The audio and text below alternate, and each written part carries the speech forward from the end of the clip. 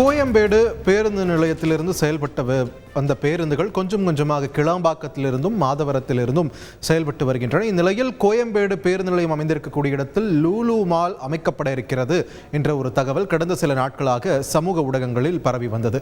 இந்நிலையில் இந்த தகவலானது முற்றிலும் வதந்தி என்று வீட்டு வசதித்துறை செயலாளர் ஒரு அறிக்கை ஒன்றை வெளியிட்டிருக்கிறார். இது தொடர்பான கூடுதல் விவரங்களை எமது செய்தியாளர் ரமேஷிடம் கேட்கலாம். ரமேஷ் வணக்கம். வீட்டு வசதித்துறை செயலாளர் தரப்பிலிருந்து இந்த பரவி வரும் இந்த தகவல் குறித்து என்னென்ன விஷயங்கள் பகிரப்பட்டிருக்கின்றன, விரிவாக பதிவு பண்ணுங்க. வணக்கம் பார்த்திபன். அதாவது சென்னை கோயம்பேடு பகுதியில லூலு மால் வர இருப்பதாக பரவும் தகவல் முற்றிலும் வதந்தி அப்படின்னு வீட்டு வசதித்துறை செயலாளர் சமயமூர்த்தி தெரிவித்திருக்கிறார்.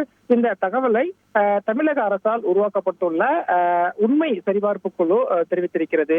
அதாவது சென்னை கோயம்பேடு பகுதியிலிருந்து இயக்கப்பட்டு வந்த அரசு பேருந்து, ஆம்னி பேருந்துகள் இப்ப கிளாம்பாக்கத்திலிருந்து இயக்கப்படுது. இதனால கோயம்பேடு பேருந்து நிலையத்துல லூலு மால் வர இருக்கிறது அப்படின்னு ஒரு தகவல் சமூக வலைதளங்கள்ல பரவியது.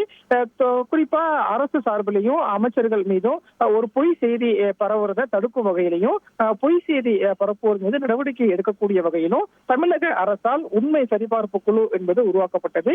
இந்த உண்மை சரிபார்ப்பு குழு இப்போது ஒரு அறிக்கையை வெளியிட்டிருக்காங்க. அந்த அறிக்கையில என்ன சொல்றாங்க அப்படின்னா, கோயம்பேடு புறநகர் முனையத்தை காலி செய்துவிட்டு அந்த இடத்துல லூலு மால் வர இருப்பதாக பரவும் தகவல் முற்றிலும் வதந்தி, உண்மை என்று நம்பி அரசியல் கட்சி சிலர் இந்த தகவலை சமூக ஊடகங்கள்ல பரப்புறாங்க. ஆனா இது உண்மை அல்ல. வீட்டு வசதித்துறை செயலாளர் சமயமூர்த்தியிடம் நம்ம இது குறித்து கேட்ட போது இந்த தகவல் முற்றிலும் தவறானது, சுத்திகரிக்கப்பட்டது என்று வீட்டு வசதித்துறை செயலாளர் தெரிவித்திருப்பதா உண்மை சரிபார்ப்பு குழு தெரிவித்திருக்கிறது.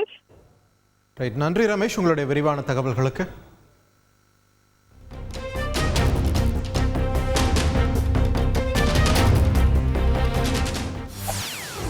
செய்திகளை உடனுக்குடன் தெரிந்து கொள்ள உடனே சப்ஸ்கிரைப் பண்ணுங்க.